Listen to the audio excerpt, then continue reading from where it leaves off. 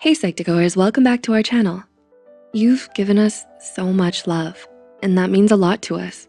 Your ongoing support helps us to make psychology and mental health more accessible to everyone, and we wanna thank you for that.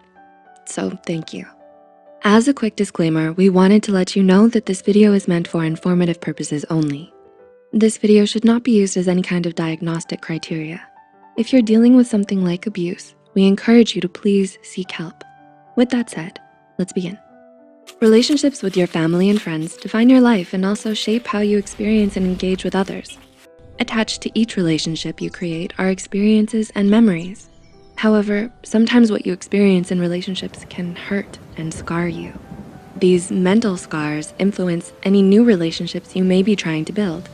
So here are 6 signs of people who may have suffered abuse. Number 1, you have feelings of insufficiency.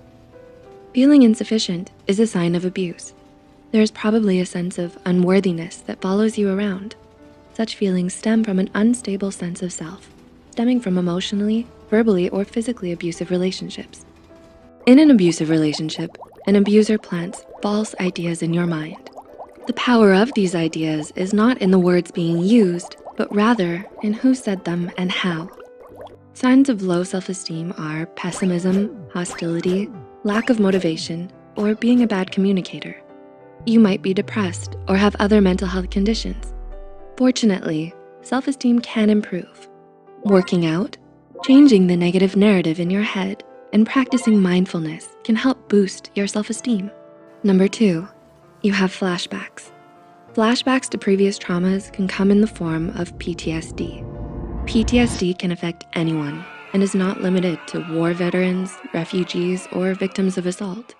If you've ever been in an abusive relationship, you may have complex PTSD or CPTSD. CPTSD develops when you suffer repetitive abuse over an extended period of time. The stressful event or situation you were exposed to was exceptionally threatening or of a catastrophic nature, which caused you pervasive distress. Do you relive the traumatic events through intrusive flashbacks, dreams, or vivid memories? Do you actively avoid circumstances that are similar or associated with the event? Some physical symptoms of CPTSD include difficulty falling or staying asleep, increased psychological sensitivity, irritability, difficulty regulating your emotions, and difficulty concentrating. CPTSD may also exist alongside depression, anxiety, and borderline personality disorder.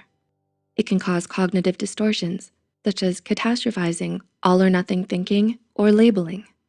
You might think things like, if I do not finish the project perfectly, then it won't be good and I'll be a total failure. Or, I just know that they'll end up breaking my heart, so why even bother being in a relationship? If you or someone you know is dealing with CPTSD, please reach out to a therapist or licensed professional for treatment. The therapies provided will help to replace negative thought patterns, deal with stress, and suicidal urges. Number 3, you struggle with cognitive dissonance. Cognitive dissonance, also known as CD, can be another sign of past trauma.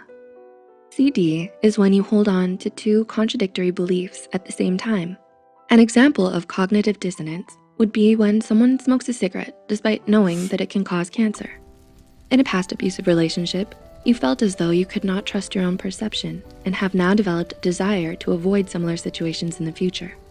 For example, the abuser may profess their love for you, but verbally abuse you. This creates a sense of internal confusion that can make you wary of trusting others in the future. There are validation journaling exercises that can help you heal and create positive thought patterns. Talking to a licensed therapist can also help. Number 4, you feel numb to your emotions. It can be very difficult to explain how it feels to feel empty or numb. Depression and anxiety also cause emotional numbness. It's the mind's response to increased levels of emotional or physical stress and a desire to disengage from negative experiences. Officially, it's classified as a depersonalization disorder. Symptoms include disassociation, feeling like a stranger in someone else's life, and distress. Abuse creates emotional stress, which leads to the development of depersonalization disorder. In 2016, a study looked at continual exposure to violence in children and its relationship to depersonalization disorder. They found that over the course of 6 years, most of the participants became increasingly desensitized, regardless of their age or gender. But there is hope. Treatment for emotional numbness is possible through coping strategies, such as identifying your triggers, exercising, and reaching out to a support group when necessary. Number 5, you struggle with emotional detachment. Paired with emotional numbness is emotional detachment. In an abusive relationship, it's common for you to feel detached from yourself, be it physically or emotionally. Emotional detachment is a defense mechanism used to cope with distressing and overwhelming emotions. It's the mind's way of disengaging from traumatic experiences. It's also a tool that develops in order for you to gain resilience against the abuse and to keep your sense of self. However, the effects of emotional detachment can linger after the relationship has ended and can prevent you from opening up and being emotionally vulnerable.